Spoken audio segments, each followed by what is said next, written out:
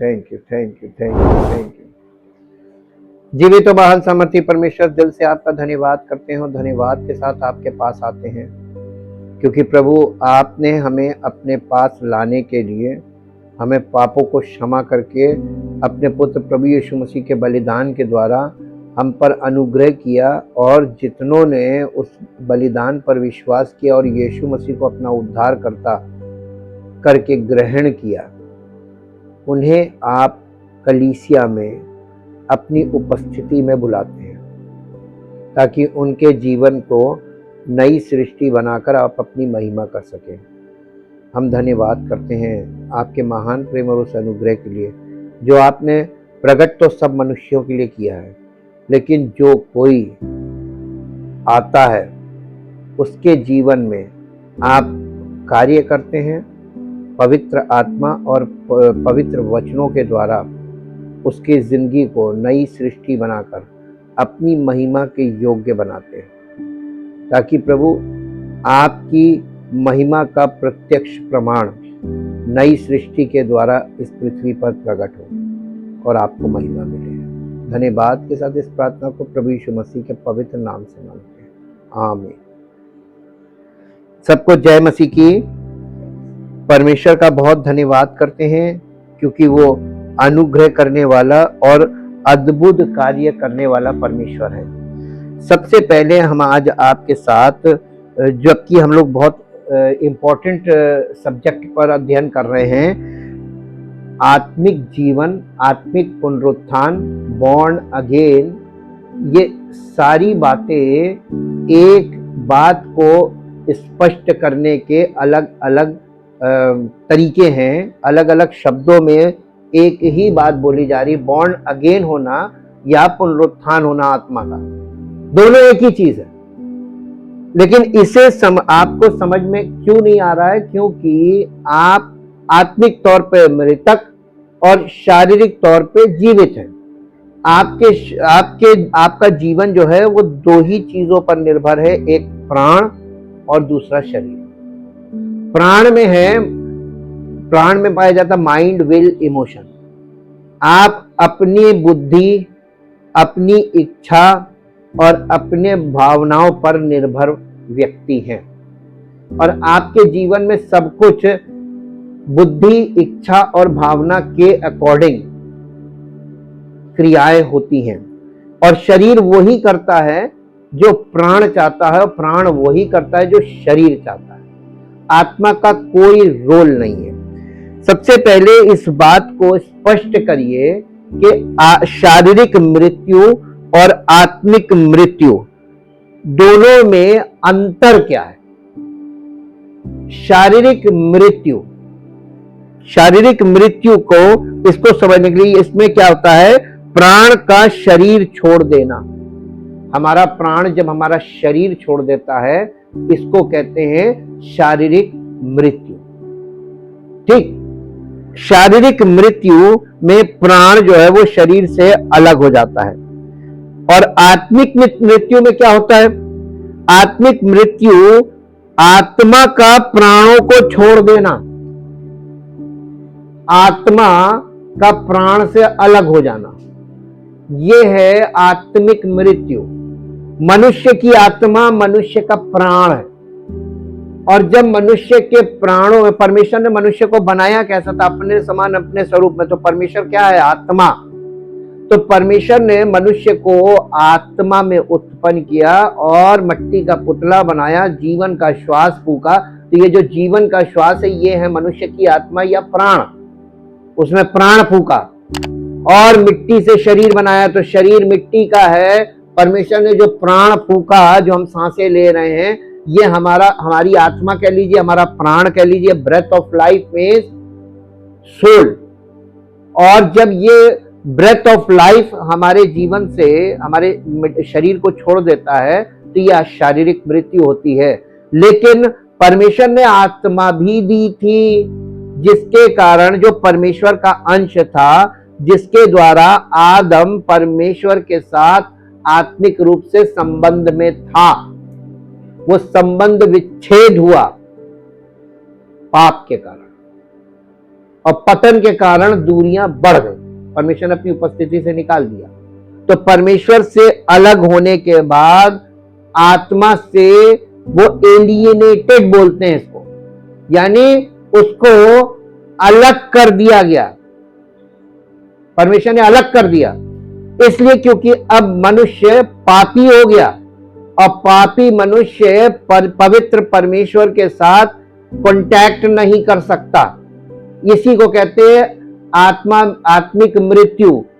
आत्मिक का मतलब हमारा प्राण से है, और हमारी जो आत्मा है, जब हमारी आत्मा हमारे अंदर परमेश्वर की आत्मा आती है तो परमेश्वर की आत्मा हमारी आत्मा को जीवन देती है, और फिर हमारी आत्मा से हमारे प्राणों में, यानी जिसे हम मनुष्य की आत्मा बोलते हैं, आत्मा और प्राण का परमेश्वर की आत्मा के साथ जब संबंध स्थापित होता है तब ये बन जाता है आध्यात्मिक। ये अब आत्मिक नहीं रहा, अब ये हो गया आध्यात्मिक। इसलिए कुछ चीजों को समझना बहुत जरूरी होता है। भजन संहिता 146 अध्याय, भजन संहिता 146 अध्याय और उसका 4 पद पढ़िए। उसका भी प्राण निकलेगा, वो भी मिट्टी में, यानी जिसका भी प्राण निकलेगा वो कहां हो जाएगा?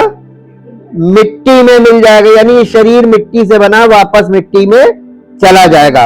अब आप यहां पर देखिए, ये जो जिसे हम लोग प्राण को ही लोग संसार में आत्मा बोलते हैं, गलत नहीं है, आप उसको आत्मा बोल सकते हैं, वो मनुष्य की आत्मा है। आत्मा गई तो फिर खत्म, खेल खत्म। तो यहां पे आपने एक चीज देखी, इसको इंग्लिश में पढ़ेंगे 146 का 4th।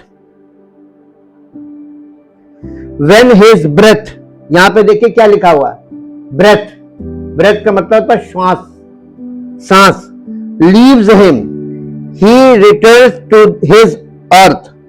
In that very day, his previous thoughts, plans and purposes perish. यानी उसके जितने भी विचार हैं, योजनाएं हैं, वो सारी की सारी धरी रह जाएंगी। हिंदी में पूरा पढ़ दीजिए। उसी दिन उसकी सब कल्पनाएं नष्ट हो जाएंगी। थॉट्स, प्लान्स एंड पर्पसेस सब नष्ट हो जाएगा। किस दिन? जिस दिन आपकी सांस बंद हुई, सब धरा रह जाएगा। और फिर ये सोच लीजिए, धरती पे दूसरा कोई आपकी कॉपी नहीं है, कोई कॉपी नहीं है, कोई किसी की कॉपी हो नहीं सकता।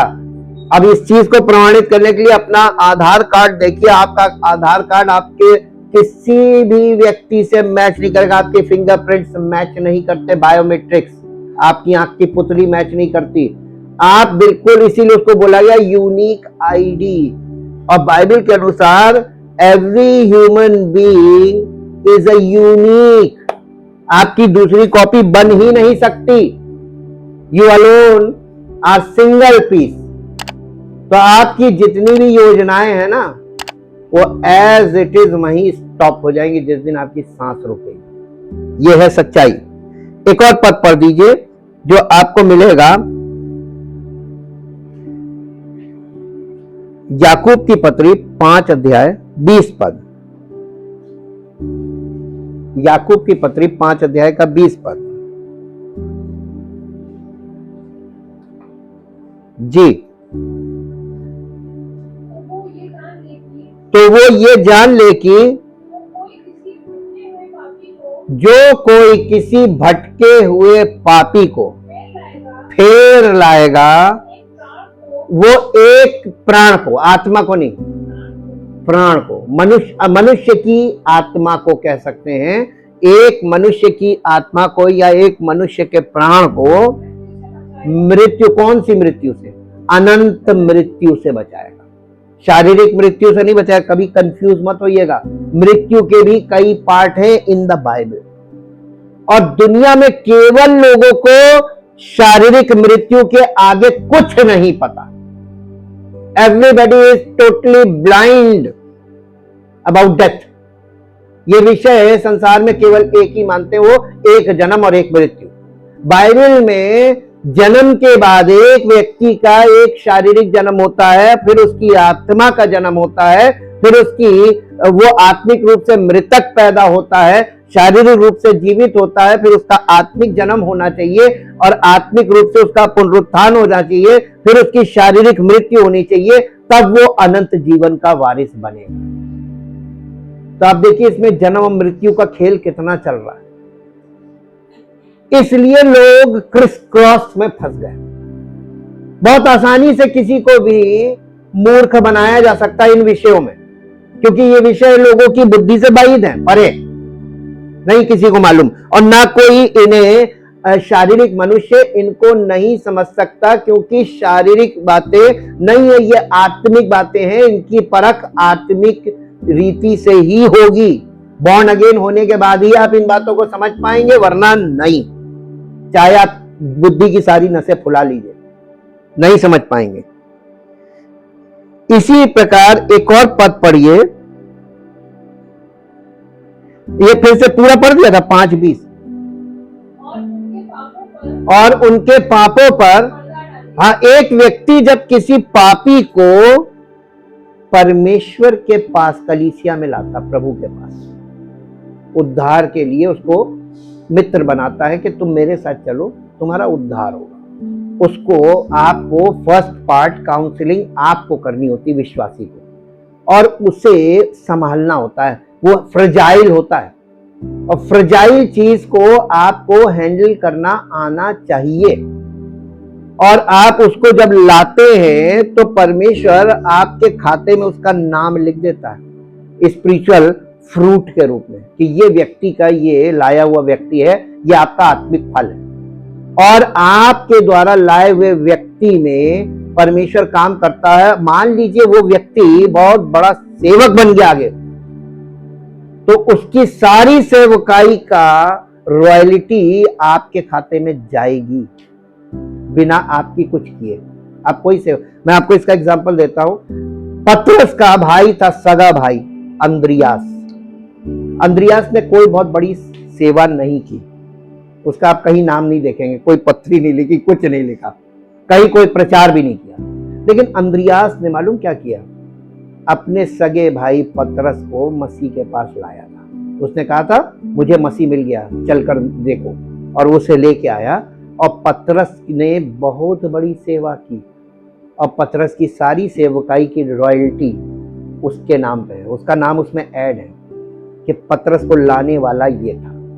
तो देखिए परमेश्वर के पास लाने वाले का नाम परमेश्वर के सामने एनग्रेव्ड रहता है, कोई मिटा नहीं सकता, और उसका सारा लाभ उसको मिलेगा, क्योंकि आपने एक ऐसे व्यक्ति को परमेश्वर के पास आप लाए जो 10,000 लोगों को उद्धार उसके द्वारा मिला। उन 10,000 लोगों में वो अकेला नहीं है, आप उसके पीछे। You are the root and he is the fruit. उसकी प्रीचिंग काम कर रही है, लेकिन उसको लाने वाले आप हैं। तो फाउंडेशन में आप हैं। इसी तरीके से प्रेरित सारे फाउंडेशन में हैं। अब आप एक चीज देखिए, पहला कुरिन्थियों 15 अध्याय उसका 21 और 22 पद पढ़िए। पहला कुरिन्थियों 15 अध्याय 21 और 22 पद। 21, क्योंकि जब एक मनुष्य के द्वारा मृत्यु आई, वो कौन सा मनुष्य है जिसके द्वारा मृत्यु आई है? आदम। कौन कौन सी मृत्यु आई? आपने केवल मृत्यु पढ़ा। आदम पहले आत्मिक रीति से मरा और फिर शारीरिक रीति। शारीरिक मृत्यु का रीजन क्या है? पाप। और पाप का रीजन क्या था? आज्ञा ना मानना। तो पाप जो था उसने सबसे पहले मनुष्य को परमेश्वर की आत्मा से डिस्कनेक्ट किया। यह है आत्मिक मृत्यु, है ना? Disconnect from the spirit of God. अब आप देखिए मनुष्य रह क्या गया? प्राण और शरीर। अब वो अपने प्राणों पर निर्भर है, और ऐसा व्यक्ति जो अपने प्राणों पर यानी अपनी आत्मा पर निर्भर है, वो परमेश्वर जो परम आत्मा है उससे डिस्कनेक्ट हो गया तो वो ईश्वर की अपना ईश्वर बना लेगा, और वही हुआ। मनुष्य ने तमाम ईश्वर खड़े कर लिए, यहां तक कि धन भी एक ईश्वर है। वो धन की पूजा करता है, जिस चीज से वो डर जाता है और जिस चीज को वो अलौकिक समझता है वो उसकी पूजा करता है।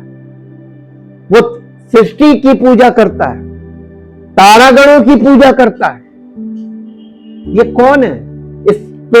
ये स्पिरिटलेस है। स्पिरिटलेस का मतलब ह्यूमन स्पिरिट है लेकिन उसके पास परमेश्वर की आत्मा नहीं। गॉडलेस ह्यूमन सोसाइटी इसी को बोला गया। अब आपको समझ में आया कि पहली मृत्यु क्या थी? ये मृत्यु जो आत्मिक मृत्यु थी ये इटर्नल डेथ है। इसी को अनंत मृत्यु कहा गया, क्योंकि ऐसा मनुष्य जब शारीरिक मृत्यु का हिस्सेदार बनता है तो इसका शरीर मिट्टी में मिल जाता है और इसका प्राण नष्ट हो जाता है। कहां जाएगा प्राण बताइए? परमेश्वर आत्मा है ना, और मनुष्य के अंदर आत्मा, अगर इस आत्मा में जीवन होगा तो ये आत्मा को परमेश्वर ग्रहण करेगा, और आत्मा के साथ हमारी आत्मा अगर मिली होगी तो परमेश्वर इसे पूरे को ग्रहण कर लेगा। तो हमारी ये दोनों पार्ट परमेश्वर में अनंत जीवन में चले जाएंगे, इटर्नल लाइफ में चले जाएंगे। ये दोनों इममटीरियल पार्ट है और ये दोनों मरते नहीं है, न ये मरती है न ये मरती है। आप कहेंगे फिर मर कैसे? पाप के कारण आत्मिक मृत्यु हुई। आत्मिक मृत्यु का मतलब ये वाला पार्ट परमेश्वर की आत्मा से डिस्कनेक्ट हो गया। इसी को डिस्कनेक्शन को बोला। जैसे शरीर से प्राण निकलता है तो शरीर मृतक हो जाता है, वैसे ही मनुष्य में से आत्मा डिस्कनेक्ट हो गई तो मनुष्य एक मृतक प्राणी है। हम मृत्यु के मार्ग में जीवन बिता रहे हैं, और नया नियम इसी आधार पर यीशु मसीह ने सारी शिक्षा इसी आधार पर दी कि तुम मृतक हो और तुम मृत्यु का जीवन जी रहे हो और प्रतिदिन तुम मृत्यु की ओर बढ़ रहे हो। अब आप बताइए, समस्त मानव जाति प्रतिदिन मृत्यु की ओर बढ़ती कि नहीं बढ़ती? पर डे हम डेथ की तरफ जा रहे हैं, लेकिन किसी को होश नहीं है। वो तो ऐसे सोच रहे हैं कि वो सारी जिंदगी जिंदा रहेंगे, ऐसी मेहनत कर रहे हैं, ऐसे किले बना रहे हैं कि सारी जिंदगी उनको उसमें रहना है। धन ऐसे इकट्ठा कर रहे हैं कि जीवन में कभी खत्म ही ना हो, किसी के पास ना हो, मेरे पास जरूर है। ये जितनी भी चीजों की जमाखोरी होती है ना, ये सेल्फिशनेस का बहुत बड़ा प्रमाण है, और परमेश्वर इससे नफरत करता है। परमेश्वर ने देखिए खेती करने वालों को खेती करने के लिए सब कुछ प्रोवाइड किया है, लेकिन खेती का जो प्रोविजन है उसमें परमेश्वर ने क्या किया? किसान सारी खेती कर सकता है, ढेरों अनाज पैदा कर सकता है, लेकिन वो बेचना पड़ेगा, उसको रख नहीं सकता, जमाखोरी नहीं कर सकता। सब्जी वाले सब्जी उगा सकते हैं, लेकिन सब्जी उगाने के बाद उनको बेचनी पड़ेगी, क्योंकि वो जमाखोरी नहीं कर सकते, तीसरे चौथे दिन खत्म। दूध वाले दूध रख नहीं सकते। कोई चीज आप बताइए, जो चीज मनुष्य प्रोड्यूस करता है वो प्राकृतिक है, वो कितने दिन उसको रख सकता है? अनाज आप साल भर रख सकते हैं, बस उसमें भी घुन लगी जाएगा, कीड़े पीड़े पड़ जाते हैं। हाँ नहीं, लेकिन उसमें आप जितना भी दवाई डालेंगे वो और हानिकारक। दवा डालना आसान है, लेकिन दवा के प्रभाव से उसको प्रभावहीन करना इम्पॉसिबल है। तो आप सारे काम जो कर रहे हैं स्वार्थ में, वो सब व्यर्थ है। इसीलिए परमेश्वर ने कहा था कुछ मत रखो, शेयर करो। शेयर नहीं करोगे तो तुम्हारे उसमें बर्बाद हो जाएगा। ये स्वार्थ का प्रमाण है। अब पढ़िए 21 पद। एक मनुष्य के द्वारा मृत्यु आई और मनुष्य ही के द्वारा, देखिए परमेश्वर ने मनुष्य का रूप धारण किया। यीशु मसीह कह रहा था ना, उसने हमारे लिए देह तैयार की।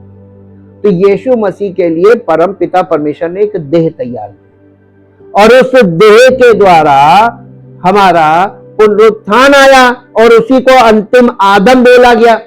पूरी दुनिया जब पहले आदम से मान लेती है कि हम आदम की संतान, इसीलिए आदमी लिखा जाता है, आदमजाद है, तो फिर ये क्यों नहीं मानती है कि जब हम उस आदम के हैं तो इस आदम में हमारा उद्धार है। यहां कोई ईश्वर को नहीं बोला गया है, यहां पे एक और आदम परमेश्वर ने रखा ताकि सब लोग स्वेच्छा से उसको विश्वास से ग्रहण कर ले कि उद्धार पा जाए। देखिए परमेश्वर कितना पक्षपात रहित काम कर रहा था।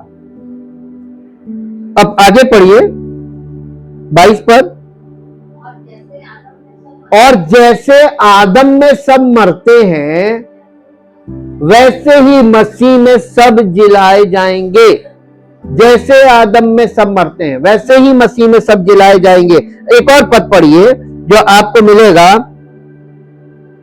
इफिसियों की पत्री और उसका 2 अध्याय और पहला पद पढ़िए।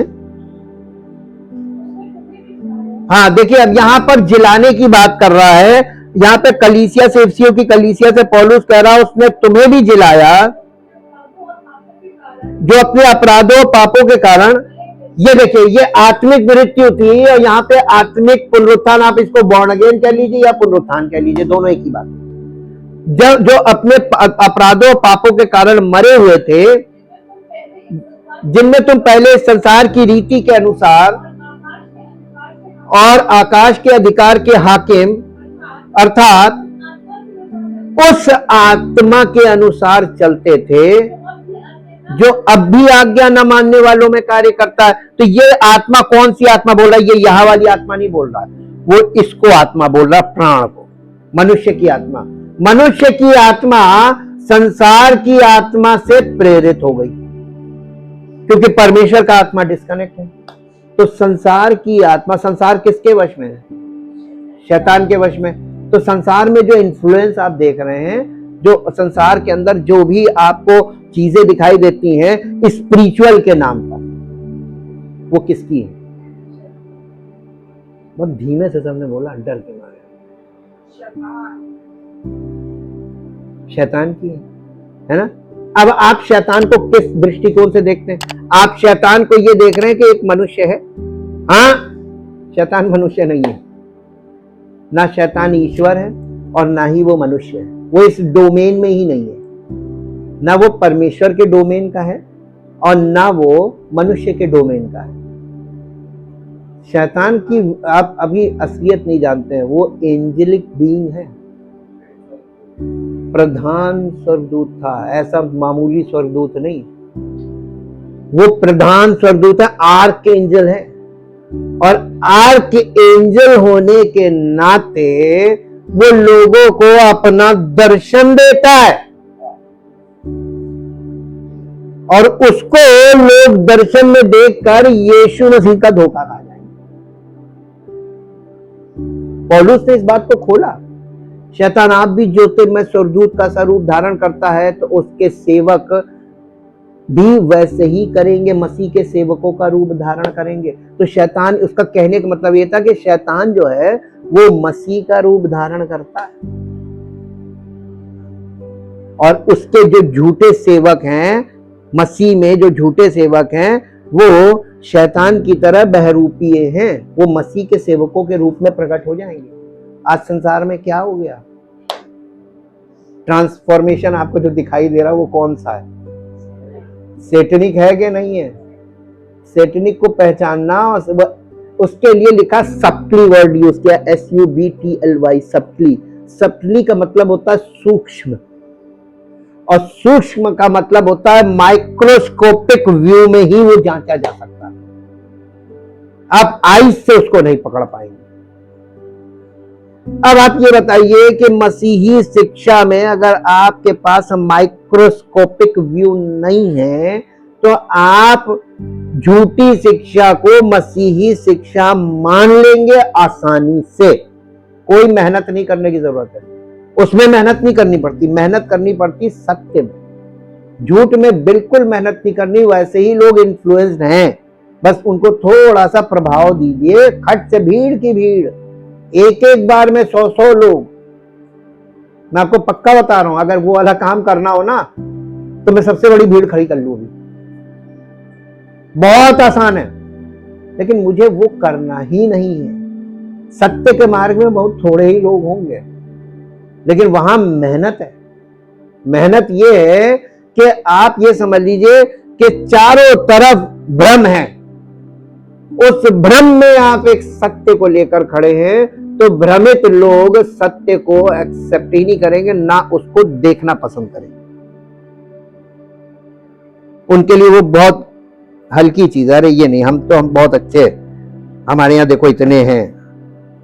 नेम फेम मनी में फंसा दिया। यीशु मसीह ने नेम फेम मनी को टच भी नहीं किया था। आप उसकी सेवकाई में देख लीजिए, भीड़ पीछे चलती थी, उसने भीड़ में मन नहीं लगाया। नहीं तो उसी समय राजा बन जाता, क्योंकि उसको राजा बनाना मांग रहे थे वो राजा क्यों नहीं बना? उन्होंने ना, मेरा राज्य यहाँ का ही नहीं, I am a supreme being, और मेरा राज्य सृष्टि का है, एक प्रोविंस का नहीं है। तो वो राजा नहीं बनना मांग रहा था, इसीलिए परमेश्वर ने उसको राजाओं का राजा बना दिया। अब राजाओं के राजा को राजा क्यों बनाओगे? और वो बनेगा ही नहीं। आज दुनिया में सब राजा बनना मांग रहे हैं। बॉर्न अगेन व्यक्ति ये नहीं जानता कि वो राजाओं के राजा की संतान बनता है, प्रभुओं के प्रभु की संतान बनता है, राजपदधारी याजक बन जाता है। ये मेलिकिसिदक वाली श्रेणी में चला जाता है, हायर रैंकिंग। तो लोगों को अभी वचन स्पष्ट नहीं है, और बहुत मुश्किल है कि तुरंत से स्पष्ट हो जाए। जब झूठी शिक्षाओं की लेयर बैठ गई, उसमें से धूल झाड़ के खड़े हो पाना ये पॉसिबल है नहीं मनुष्य के ऊपर। पहला पत्रस 3 अध्याय 18 पद पढ़िए। पहला पत्रस 3 अध्याय का 18 पद। जी, इसलिए कि मसीह ने भी अर्थात अधर्मियों के लिए, यीशु मसीह धर्मी था, उसने किसके लिए? अधर्मियों के लिए। आज मसीहत में आप देखेंगे सब अपने आप को सुपर धर्मी बनाना मांग रहे हैं। वो धर्मियों के लिए आया ही नहीं, किसके लिए आया था? और आज पापियों को कौन प्यार करेगा? है किसी में क्षमता? हाँ, एक में है, his name is Jesus Christ. वो केवल पापियों से प्यार करता है, धर्मियों से नहीं करता, क्योंकि धर्मी लोग बॉर्न अगेन नहीं है, और पापी लोग पश्चाताप करने के लिए तैयार हो जाते। धर्मी नहीं पश्चाताप करेगा। मानसिकता पकड़िए, परमेश्वर की बराबर बुद्धि कभी नहीं आई। उसको मालूम है कौन कौन पश्चाताप करेगा। धर्मी अपने आप को धर्मी मानता है। मैं तो बहुत पाक साफ हूं, मेरे जैसा कोई नहीं है। और मालूम है मसीही सेवकाई कैसी है? मालूम है मसीही सेवकाई पापियों के बीच में जाकर सेवा करना है। कौन जाएगा? बदनाम हो जाएंगे। यीशु मसीह कौन सा नाम वाला था? सबसे ज्यादा बदनाम था अपने समय में, लेकिन वो राजाओं का राजा, प्रभुओं का प्रभु है कि नहीं? उसके अंदर यहां आत्मा में कलंक क्यों नहीं पहुंचा? सामाजिक जो वो था प्रदूषण, व्यवहारिक प्रदूषण, उसकी आत्मा को क्यों नहीं टच कर पाया?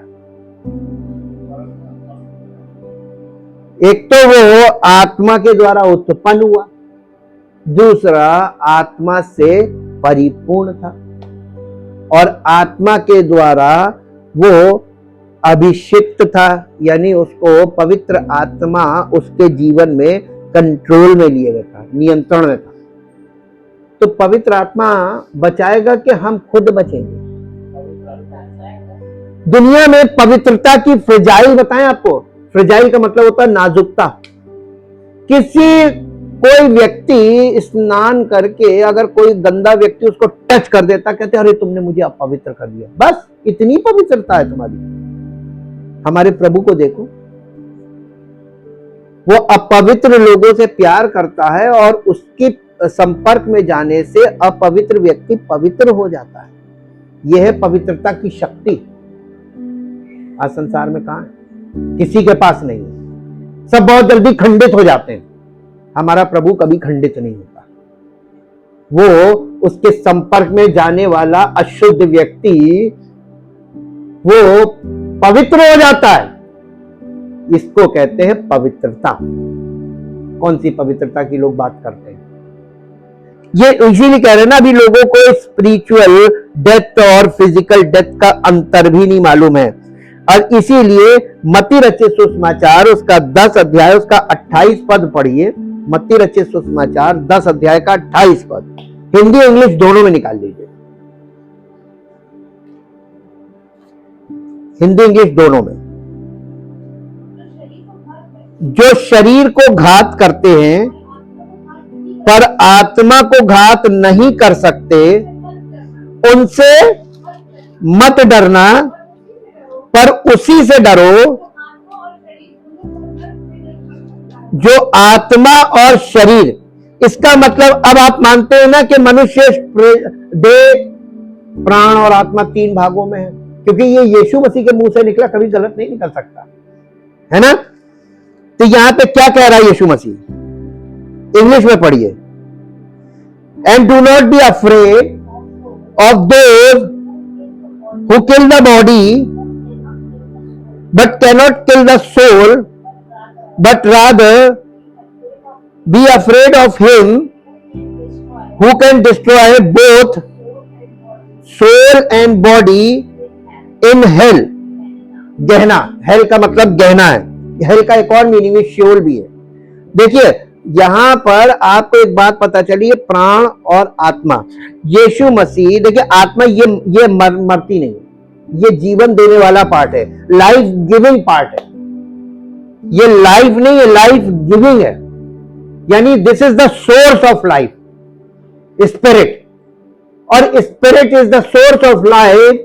और अब आप बताइए जनरल नॉलेज के साथ, god is the source of all kinds of life. तो वो लाइफ कौन है? गॉड इज अ स्पिरिट, है ना।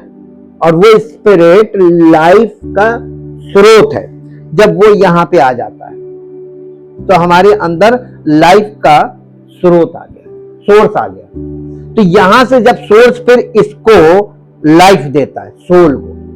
सोल में क्या होता है? Mind, will, emotion. ये 3 पार्ट को लाइफ मिलती है, गॉडली लाइफ, जिससे क्या होता है? ये रिन्यू होते हैं। और जब ये रिन्यू होते हैं तो ये जो बॉडी है, पहले जब ये इसमें परमेश्वर की आत्मा नहीं थी तो ये अपने मन मुताबिक काम कर रहा था, इस पे कोई शासन करने वाला नहीं था। अब यहां पर परमेश्वर की आत्मा शासन करने आ गई है ना। तो ये अंडर कंट्रोल आया, ये भी कंट्रोल हुआ और ये भी कंट्रोल हुआ। इंसान नई सृष्टि बनेगा कि नहीं बनेगा? खुद कॉमन सेंस से सोचिए। ये वाला इस तरीके का रेजरेक्शन यीशु मसीह बात कर रहा है, उसकी शिक्षा में ये है। आज हम देखेंगे प्रभु के उद्धार के 3 चरण। उद्धार के 3 चरण कैसे हैं? पहले हमारी आत्मा में पुनर्जन्म। यहां पे आत्मिक पार्ट में हमारा जन्म होता है, परमेश्वर की आत्मा आती है, हमारी आत्मा जो डेड स्पिरिट है उसको जीवन दे देती है, अब उसमें जीवन आ गया। और पवित्र आत्मा सोर्स है, तो पवित्र आत्मा वहीं पर रहता है और इसको कंटिन्यूअसली जीवन देने लगता है। जीवन देने का मतलब सांसें चलने लगी, आत्मा की सांसें चलने लगी। अब ये एक व्यक्ति के अंदर जब आत्मिक जन्म हो गया तो अब इसके अंदर दो चीजें हो गई, एक तो ये स्वयं है और एक परमेश्वर का आत्मा है। अब अंदर अंतर द्वंद्व चलेगा कि नहीं चलेगा? जैसे एक छोटा बच्चा, यहां पे अभी आत्मा इमेच्योर है, तो ये शरीर जो ओल्ड मैन है ये अपनी चलाएगा, है ना।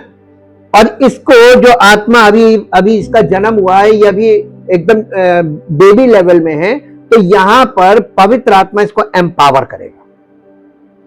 एम्पावरमेंट होगा, ताकि ये, और पवित्र आत्मा जब उसको करेगा, वचन के द्वारा ये काम होता है, तो ये माइंड, विल, इमोशन ये निष्क्रिय होने लगते हैं, निरुत्तर हो, माइंड को निरुत्तर करना होता है। जब माइंड निरुत्तर होगा तभी वो आत्मा के अकॉर्डिंग एग्री करेगा। अब आत्मा में ये, चूंकि हम 3 भागों में, इसलिए प्रभु अपने उद्धार में हमसे निपटने के लिए 3 कदम उठाते हैं, और ये है, पहला है हमारी आत्मा में पुनर्जन्म, दूसरा है हमारे प्राणों में परिवर्तन यानी रिन्यूअल, और हमारे शरीर में रूपांतरण, ट्रांसफॉर्मेशन। तो रिन्यूअल, आत्मा में जन्म, रीजनरेशन, और प्राणों में परिवर्तन, रिफॉर्म, रिफॉर्मेशन, ये रिफॉर्म होता है। कानून में रिफॉर्मेशन देखा आपने? कुछ सालों बाद जैसे जैसे युग बदलता है और जनरेशन बदलती है, स्वरूप बदलता है अपराधों का, तो कानून में भी बदलाव होता है, उसी को रिफॉर्म बोलते हैं, रिफॉर्मेशन। इस समय क्या चल रहा टाइम? रिफॉर्मेशन का टाइम चल रहा है, रिफॉर्म्स चल रहे हैं, हर कंट्री में रिफॉर्म्स हो रहे हैं, हमारे अंदर रिफॉर्म्स होते हैं, ये स्पिरिचुअल रिफॉर्म्स है हमारे प्राणों में, और जिसके रिफॉर्मेशन के कारण हमारी बॉडी में ट्रांसफॉर्मेशन होता है। रीजनरेशन, रिफॉर्मेशन एंड ट्रांसफॉर्मेशन, हम बन जाते हैं नई सृष्टि। ऐसा कहीं बताया नहीं जा रहा है, क्योंकि सब अपनी अपनी शिक्षा लेकर आज खड़े हो गए। हमारे अस्तित्व के प्रत्येक भाग के साथ प्रभु का एक विशिष्ट व्यवहार है। हमारी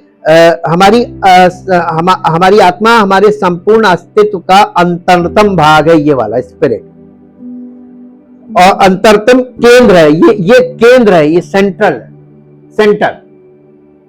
अब ये नहीं है तो इसका मतलब केंद्र में कोई हेडशिप नहीं है, आप मनमानी करें। एक बच्चे को माता पिता छोड़ दे तो वो क्या करेगा? अपने मन की करेगा, अच्छा करेगा कि बुरा करेगा? हैं? नहीं, अच्छा कैसे करेगा? अच्छा कर ही नहीं सकता। मनुष्य कभी भी अच्छा नहीं कर सकता, उसकी अच्छाई के पीछे भी बुरे अंदेशे होते हैं, रॉन्ग पर्पसेस होते हैं। गलत उद्देश्य वाले लोग भलाई करके अपनी बुराई को छिपाते हैं। अंजीर के पत्ते हैं ये। कभी ये मत सोचिए अच्छा करेगा। मनुष्य में अच्छा नाम की कोई चीज नहीं है, ये बाइबल बताती है। हाँ, संसार कहता आप अच्छे हो तो आप मान लेते हम अच्छे हैं। ये हमारे अंतरतम भाग का केंद्र है और हमारा शरीर परिधि है। ये परिधि देखिए, इसीलिए राउंड बनाया सर्कल्स में, ये परिधि है। केंद्र और परिधि के बीच हमारा प्राण है, ये इसे भी आत्मा भी बोलते हैं, मनुष्य का आत्मा ये है। प्रभु हमें हमारी आत्मा में और आत्मा हमारे प्राणों में आती है और मसीह को जीवन के रूप में हमारे प्राणों में प्रदान करके हमें प्रभु की आत्मा हमारी आत्मा में आती है और मसीह को जीवन के रूप में हमारी आत्मा में प्रदान करके हमें पुनर्जीवित करती है। इस दिव्य कार्य के द्वारा हमारी मृत आत्मा न केवल जीवित हो जाती है बल्कि ईश्वर का जीवन अपने दिव्य स्वभाव के साथ हमारे अंदर आ जाता है। यूहन्ना रचित सुसमाचार 3 अध्याय का 6 पद पढ़िए। यूहन्ना रचित सुसमाचार 3 अध्याय का 6 पद। क्योंकि जो शरीर से जन्मा है वो शरीर है और जो आत्मा से जन्मा है, अब देखिए यहां 2 आत्माएं हैं इस पद में। जो आत्मा से जन्मा है यानी पवित्र आत्मा से जन्मा है, वो क्या है? आत्मा है।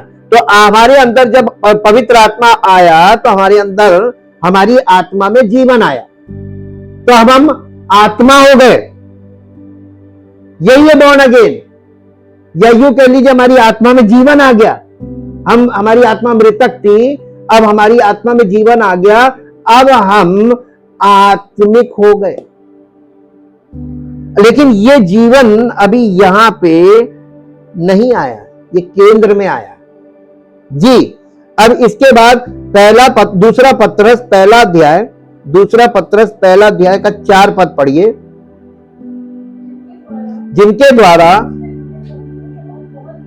जिनके द्वारा उसने हमें बहुमूल्य और बहुत बड़ी प्रतिज्ञा दी है, ताकि इनके द्वारा उस सड़ाहट से छूटकर जो संसार में बुरी अभिलाषाओं से होती है, ईश्वरीय स्वभाव के नहीं, संभागी लिखा होगा, सहभागी नहीं लिखा होगा, संभागी हो जाओ। इंग्लिश में पढ़िए, थोड़ा इसको स्पष्ट करते हैं, फाइन ट्यून करना बहुत जरूरी होता है।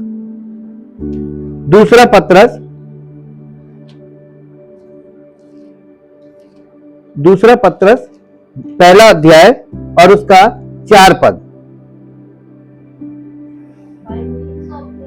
By means of these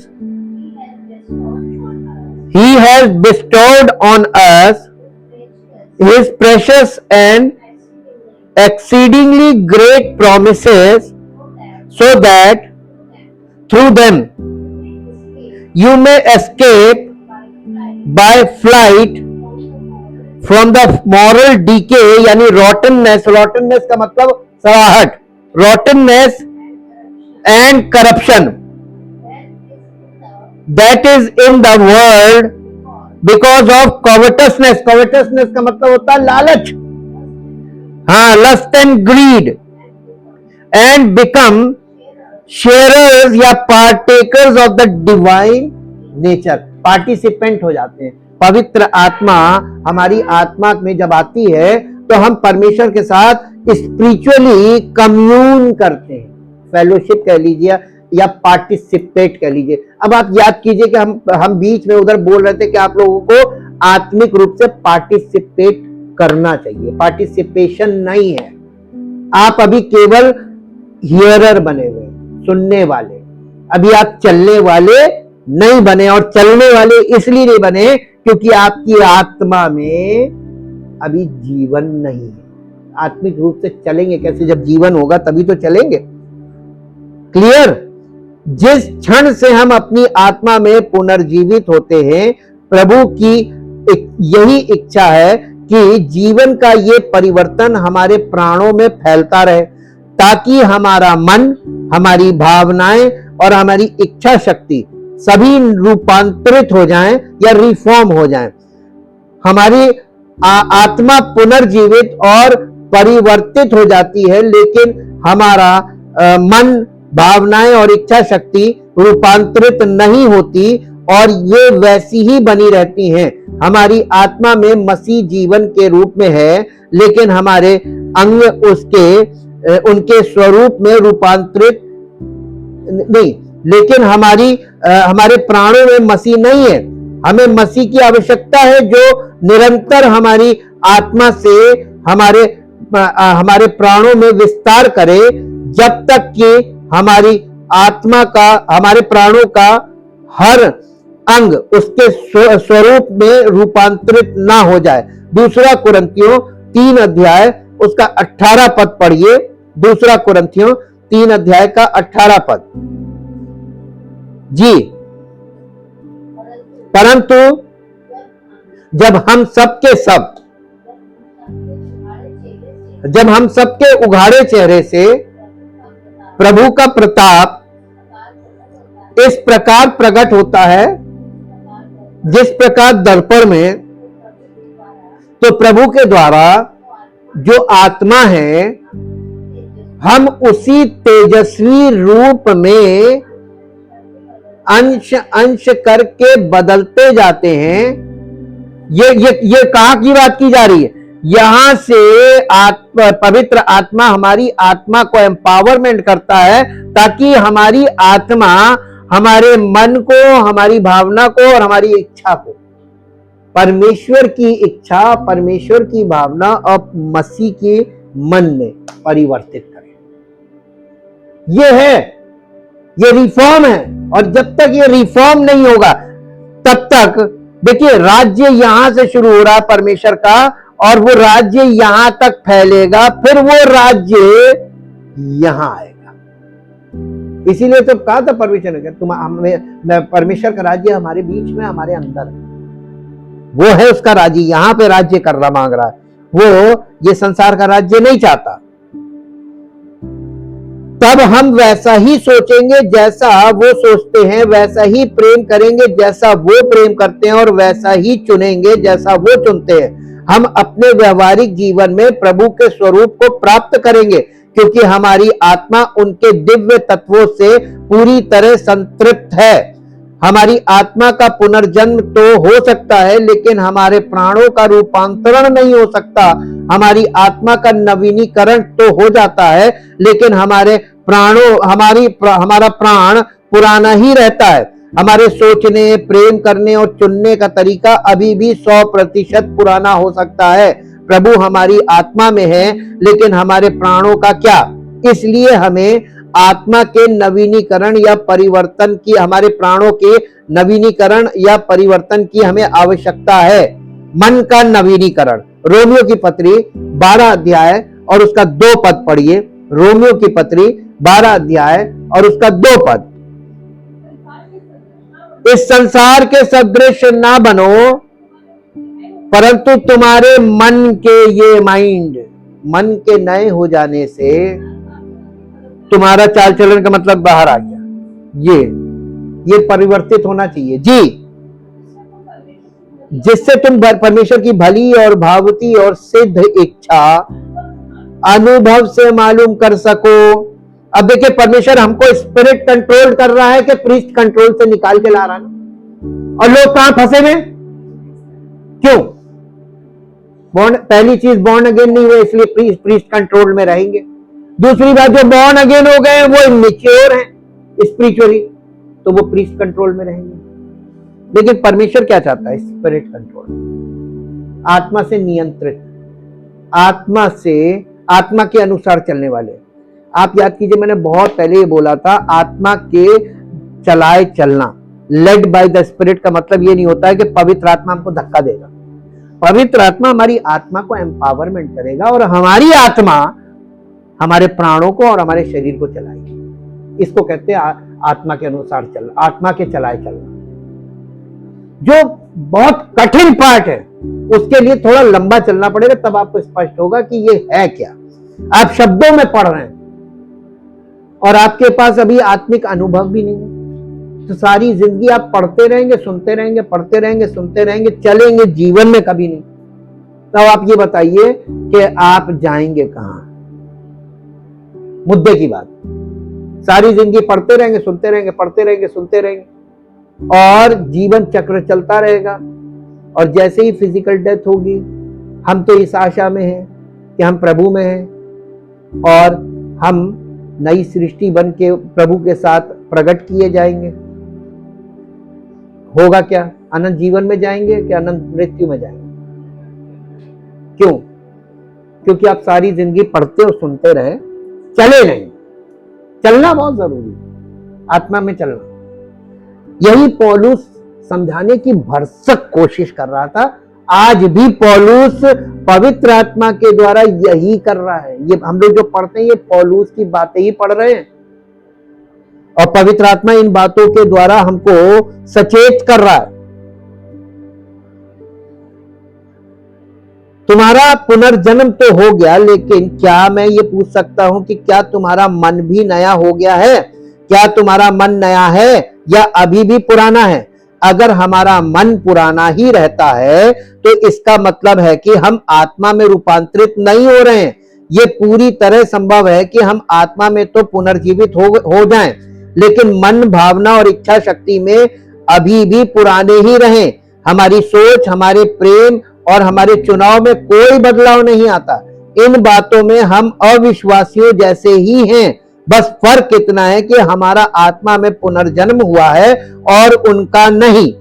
जहां तक आत्मा का सवाल है, हमारे सोचने का तरीका, हमारे प्रेम का तरीका, हमारे चुनाव करने का तरीका उनके जैसा ही है। यही कारण है कि रोमियो 12 अध्याय के 2 पद में कहता है, इस संसार के सदृश ना बनो, परंतु अपने मन के नए हो जाने से तुम भी बदलते जाओ। अगर हमारा मन नया हो जाता है तो हमारी आत्मा भी, हमारा प्राण भी रूपांतरित हो जाएगा। या हमारा प्राण रूपांतरित हो जाएगा तो हमारा जीवन ट्रांसफॉर्म हो जाएगा। हमारा मन कैसे नया हो सकता है? रोमियो 8 अध्याय का 6 पद कहता है, रोमियो की पत्री 8 अध्याय उसका 6 पद कहता है, शरीर पर मन लगाना तो मृत्यु है, परंतु आत्मा पर मन लगाना जीवन और शांति है। हमारे पास शरीर का मन या आत्मा का मन हो सकता है। जब हमारा मन शरीर के साथ तालमेल बिठाता है तो वो शरीर का मन बन जाता है, लेकिन जब हमारा मन आत्मा के साथ तालमेल बिठाता है तो वो आत्मा का मन बन जाता है। मन तटस्थ होता है। प्रश्न ये है कि मन शरीर के साथ रहेगा या आत्मा के साथ। यदि हमारा मन शरीर की अभिलाषा के अधीन हो जाता है तो शरीर का मन बन जाता है, जिसका परिणाम आत्मिक मृत्यु है। लेकिन यदि हमारा मन आत्मा के अधीन हो जाता है तो वो आत्मा के द्वारा नियंत्रित होकर आत्मा का मन बन जाता है, जिसका परिणाम जीवन और शांति है। क्योंकि मसीह आत्मा में है, इसलिए जब हमारा मन आत्मा के अधीन होता है तो वो मसीह के अधीन होता है। इस प्रकार उन्हें हमारी आत्मा से हमारे मन में विस्तार करने का अवसर मिलता है। पहले मसीह का कुछ भी हमारे मन में नहीं था, लेकिन जब हमारा मन आत्मा के अधीन होता है तो प्रभु को हमारे मन में स्वयं को व्याप्त करने, भरने और नवीनीकृत करने का अवसर मिलता है। इस प्रकार हमारे मन के नवीनीकरण से हमारी आत्मा का रूपांतरण होता है। इस प्रकार हमारा मन मसीह से परिपूर्ण हो जाएगा। यही कारण है कि पौलुस पहला कुरिन्थियों 2 अध्याय उसके 16 पद में कहता है, हमारे पास मसीह का मन है। जब हम अपनी आत्मा में पुनर्जीवित होते हैं तो हमारे पास मसीह का आत्मा होता है। जब हमारा मन आत्मा के अधीन होता है और मसीह को आत्मा के रूप में अपने में समाहित होने देता है तो हमारे पास भी मसीह का मन होता है। कई बार हम कुछ अच्छे मसीहों से मिलते हैं, लेकिन जब हम उनसे बात करते हैं तो हमें पता चलता है कि उनके मन में मसीह का जरा भी जिक्र नहीं है। बेशक वे प्रभु से प्रेम करते हैं, लेकिन उनके मन में, जैसा कि उनकी बातचीत से जाहिर होता है, मसीह का जरा भी जिक्र नहीं है। वे आध्यात्मिक बातें तो कर सकते हैं और आध्यात्मिक शब्दों का इस्तेमाल भी कर सकते हैं, लेकिन उनमें मसीह का जरा भी जिक्र नहीं है। ये अभी भी उनका मन और प्रभु के बारे में सोचने का उनका तरीका है, उनमें मसीह का मन नहीं है। ऐसे अन्य मसीही भी हैं जिनका मन मसीह अर्थात आत्मा से परिपूर्ण है। जब वे अपने विचार और धारणाएं व्यक्त करते हैं तो हमें प्रभु आत्मा की उपस्थिति का आभास होता है, क्योंकि उनके मन आत्मा के नियंत्रण और निर्देशन में है। इसलिए प्रभु आत्मा को उनके मन को संतृप्त और व्यस्त करने का अवसर मिलता है। संपूर्ण आत्मा का परिवर्तन मन के नवीनीकरण पर निर्भर करता है। यह अत्यंत महत्वपूर्ण है। मन के नवीनीकरण के बाद हम स्वतः ही भावनाओं और इच्छा शक्ति में भी नवीनीकृत हो जाएंगे। मन हमेशा भावनाओं को समायोजित करता है और इच्छा शक्ति हमेशा मन से प्रभावित होती है। हमारी सोच हमारी भावनात्मक भावनाओं को संतुलित और सीमित करती है, और हम जो सोचते समझते हैं उसके अनुसार निर्णय लेते हैं। यदि हमारा मन प्रभु के लिए खुला है तो भावना और इच्छा शक्ति निश्चित रूप से उसका अनुसरण करेंगी। यदि हमारा मन प्रभु के लिए बंद है तो निश्चित रूप से भावना और इच्छा शक्ति भी बंद हो जाएंगे। यदि मन प्रभु से संतृप्त और व्यस्त है तो प्रभु निश्चित रूप से हमारी भावनाओं को अपने अधीन कर लेंगे और हमारी इच्छा शक्ति पर अधिकार कर लेंगे। इसलिए रोमियो 12 में हमें यह बताया गया है कि आत्मा का परिवर्तन मन के नवीनीकरण से होता है। यदि प्रभु हमारे मन पर अधिकार कर सकते हैं तो वे स्वतः ही हमारी भावनाओं और हमारी इच्छा शक्ति को नियंत्रित कर लेंगे। कई मसीही प्रभु से प्रेम करते हैं, लेकिन वे अपना मन प्रभु को समर्पित नहीं करते। कई बार एक मसीह कहता है, हाँ मैं प्रभु से प्रेम करता हूं, लेकिन मैं ऐसा ऐसा सोचता हूं। मैं प्रभु से प्रेम करता हूं, लेकिन इस उसका क्या है? वे अपना मन बंद कर लेते हैं और प्रभु को अपनी आत्मा में कैद कर लेते हैं। हमारे पास एक भजन है जिसमें कहा गया है कि प्रभु आत्मा हमसे बाहर निकलने के इरादे से हमारी आत्मा में आई है, लेकिन एक बार प्रवेश करने के बाद वो बंद हो जाती है। हमारी आत्मा प्रभु का निवास स्थान होनी चाहिए, लेकिन ये कारागार बन गई है। कितने ही मसीहों के भीतर मसीह है, फिर भी वो भीतर बंद है। प्रभु के बाहर आने का कोई रास्ता नहीं, क्योंकि उनका मन आज्ञाकारी नहीं है। उनके पुराने और स्वाभाविक मन से सोचने का उनका अपना तरीका है। जब तक हम पुराने मन को दबाए रखते हैं, हम आत्मा में पुराने ही रहते हैं। हमें अपने मन को प्रभु को समर्पित करना चाहिए और उसे अपने अंदर आने देना चाहिए, ताकि वो उसे धारण करे और उसे नवीनीकृत करे। मसीह का जीवन हमें बदलने के अवसर की प्रतीक्षा में सदैव तत्पर रहता है, लेकिन हम उसे स्वीकार नहीं करते, क्योंकि हमारे मन में हम उनके प्रति समर्पित होने को तैयार नहीं है। समस्या हमारा जिद्दी मन है। हम अपनी सोच, अपनी धारणाएं, अपने विचार, अपने तर्क, अपने ज्ञान और अपनी समझ को समर्पित नहीं करते। यही समस्या है। जब तक हम अपने मन को अपने मन में रखते हैं, मसीह हमारी आत्मा में बंद रहते हैं और बाहर निकलने का कोई रास्ता नहीं बचता। हमें प्रार्थना करनी चाहिए, प्रभु अब मैं समझ गया हूं, मुझे अपना मन आपको समर्पित करना होगा। यदि मैं आपसे प्रेम करता हूं तो मुझे अपने विचार और अपनी धारणाएं त्याग देनी होंगी। मुझे अपने विचार आपके विचारों के अधीन और अपनी धारणाएं आपकी धारणाओं के अधीन करनी होगी। तब द्वार खुल जाएगा और प्रभु के लिए हमारी आत्मा से निकलकर हमारे मन में प्रवेश करने का मार्ग प्रशस्त हो जाएगा। वे पहले से ही हमारी आत्मा में है, लेकिन वे हमारी आत्मा से हमारे मन में फैलने के अवसर की प्रतीक्षा और तलाश में है। यदि हम अपना मन उन्हें समर्पित कर दें, तो उन्हें इसे स्वयं से संतृप्त, परिपूर्ण और नवीनीकृत करने का एक स्वतंत्र मार्ग मिल जाएगा। हमारे स्वाभाविक मन को मसीह के मन में रूपांतरित होना होगा। इच्छा शक्ति और भावना का नवीनीकरण। हमें अपनी भावनाओं और इच्छा शक्ति में भी नवीनीकरण करना होगा।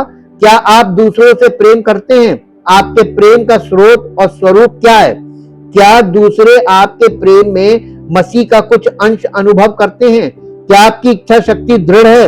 आपकी दृढ़ इच्छा शक्ति का स्रोत और स्वरूप क्या है? क्या आप अपनी दृढ़ इच्छा शक्ति में दूसरों को मसीह का बोध कराते हैं? वर्षों पहले एक भाई के घर गया। हालांकि वो सचमुच एक अच्छा भाई था और प्रेम से भरपूर था, फिर भी मुझे स्वीकार करना होगा कि मैं उसके प्रेम से बहुत व्यथित था। ये मेरे लिए एक वास्तविक पीड़ा थी। मैं उसमें मसीह का एक अंश भी अनुभव नहीं कर सका।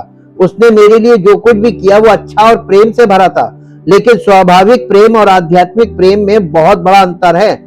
हमें अपनी स्वाभाविक भावनाओं और इच्छा शक्ति में मसीह की भावनाओं और इच्छा शक्ति में रूपांतरित होने की आवश्यकता है। हमें अपनी भावनाओं और अपनी इच्छा शक्ति, अपने प्रेम और अपने उद्देश्य में मसीह को अधिक से अधिक प्राप्त करना होगा। तब अंततः मसीह न केवल हमारे मन के रूप में, बल्कि हमारी भावना और हमारी इच्छा के रूप में भी हमारे पास होंगे। मसीह हमारे विचार होंगे और मसीह हमारा प्रेम और हमारा उद्देश्य भी होंगे। मसीह हमारा सब कुछ होगा। परिवर्तन का मार्ग क्या है?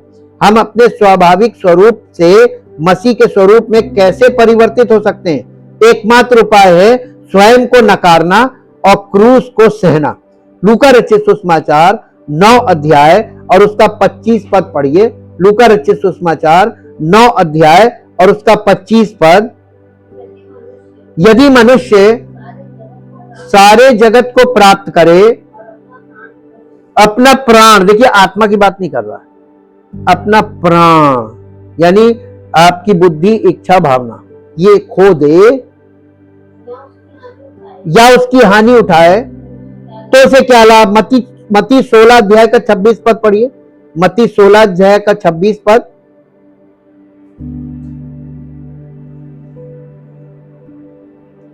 मत्ती 16:26। हाँ, यदि मनुष्य सारे जगत को प्राप्त करे, और अगर आप इसको ग्रीक में पढ़ेंगे ना, ग्रीक में, तो यहां पे प्राण के लिए जो वर्ड यूज किया है वो है सूके।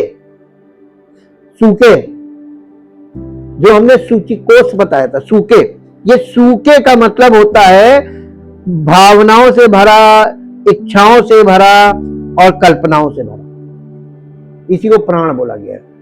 जी, अपने प्राणों की हानि उठाए। ये देखिए अनंत मृत्यु की बात कर रहे हैं यहाँ पे, तो उसे क्या लाभ? वो उसके प्राणों का वो अनंत मृत्यु में चला गया। हम देखते हैं कि स्वयं ही हमारी आत्मा है, स्वयं यानी आई माइसेल्फ, जिसको ईगो बोलते हैं, ग्रीक में इसको बोला गया साक, SARX, साक्स।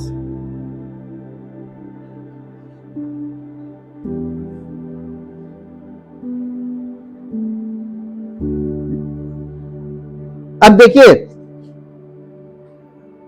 इसका अर्थ है कि स्वयं ही आत्मा है, इस प्रकार स्वयं को नकारना। ये जो ईगो है वो ये है सेल्फ, ये self, mind will emotion is my self. ये सेल्फ को आपको नकारना पड़ेगा, इसको हटाना पड़ेगा, और ये डेली बेसिस पे करना। जब आप इसको डेली बेसिस पे करेंगे, ये सिद्धि प्राप्त करना है, और ये डेली बेसिस पे आपको सिद्धि प्राप्त करने के लिए बता रहा है कि आप जब ऐसा करेंगे तब आप इस पर आप जयवंत होंगे, और जयवंत होंगे तब आप फलवंत होंगे। अर्थात अपने विचारों, अपनी अवधारणाओं, अपनी इच्छाओं, अपनी पसंद, अपने विकल्पों और अपने निर्णयों को नकारना, यही वास्तविक आत्म त्याग है। यदि हम अपनी आत्मा में रूपांतरित होना चाहते हैं तो हमें अपने स्वाभाविक मन, भावना और इच्छा शक्ति को नकारना होगा। हमें यह समझना होगा कि हमारा स्वाभाविक अस्तित्व, हमारा मन, हमारी भावनाएं और हमारी इच्छा शक्ति क्रूस पर चढ़ा दी गई हैं। हमारा पुराना मनुष्यत्व न केवल बुरा बल्कि अच्छा भी क्रूस पर चढ़ा दिया गया है। हम जो कुछ भी है और जो कुछ भी हमारे पास है और जो कुछ भी हम कर सकते हैं वो सब क्रूस पर चढ़ा दिया गया है। हमें विश्वास के द्वारा इस बात को पूरी तरह समझना होगा। इस तथ्य के आधार पर हम अपने स्वाभाविक मन, भावना और इच्छा शक्ति को नकार देते हैं। Thank you, thank you, thank you जीवित महान समर्थी परमेश्वर, जैसा कि पवित्र आत्मा आपके वचनों के द्वारा हम लोगों को जानकारी भी दे रहा है, और हमसे पवित्र आत्मा हमारे अंदर भीतरी मनुष्यत्व में ऐसा करना चाह रहा है, और चाह रहा है कि हम इसमें पार्टिसिपेट करें। हे प्रभु, आपकी ओर से जब हमें सामर्थ्य दी जा रही है, और पवित्र आत्मा के द्वारा हमें सामर्थ्य भी दी जा रही है, और पवित्र वचनों के द्वारा हमें उसके लिए ऊर्जा भी दी जा रही है, और जानकारी भी दी जा रही है, और प्रकाश भी मिल रहा है। चाहते प्रभु, जैसा आपने उद्धार के लिए ठहराया है, प्रत्येक मनुष्य उसी प्रकार से उद्धार प्राप्त करके आपकी महिमा में खड़ा हो सकता है। हम धन्यवाद करते हैं आपके पवित्र वचनों के लिए, जो पवित्र आत्मा के द्वारा हम सबके अंदर प्रकाशित होते हैं, हमारे मनों में प्रकाशित होते हैं, ताकि हमारा भीतरी मनुष्यत्व ज्योतिर्मय हो, और प्रभु हमारा जीवन उस ज्योति को प्रकट करने वाला आपकी महिमा का कारण बने। यीशु मसीह के नाम से।